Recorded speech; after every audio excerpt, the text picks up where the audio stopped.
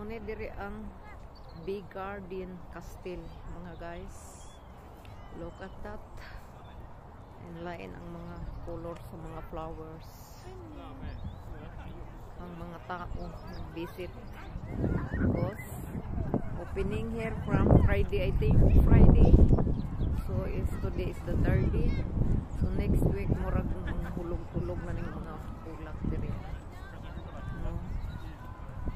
Diri ito amra na to farm lot. Naghirap ko ko ang bulakan. Puros mga holy week flowers is that past bloom. Past bloom ang tawag diri sa Belgium, no? Holy flower is this. Bulak rin sila ting Semana Santa. So, mga violet. Hindot kayo, no? Wala. Ito sa Pikas, dagan ayo. Kani, pwede pa sa mga next week na sila mo open. Uban na open na. Wala na sa next week. Awang mga tao. Hindot kayo mag-walking diri sa Kopog Timpo, no? Nagkuhan sila dito.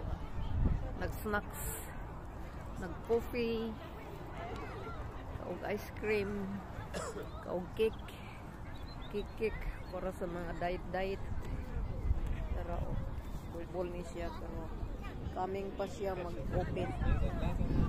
Ini yung klase nga toilet. Hindot, no? Bulbol siya. Kana punsok-punsok pagkatanom. Dito puti. Kana ulingaw kay mga tao. Pag nag-picnic diri, mga guys. Stressless diri sa Sunday hala. Sa laag suroy. Para double siya nga pagka flowers, dili single. Open na tanan, next year wala na ni siya. Okay? Pait lang ni mga bulak. Okay? Dili magdugay, no? 1-2 weeks ra. 2 weeks na siguro pinakataas. Kani kaming na po siya. Muna siya para next week ang uban nga mga purot na mawala. So na ay kuan na ay kay puli. Ako si Idol. Ang happy. Ang apay na si Sir. Dagko kayong bulak, no? So lang sa next week murag mga tagak na ni siya. Hindi siya magdugay ng mga flowers. Walang ninatapan. Oops. Beautiful, ha? Ingaw kayo mga tao ba?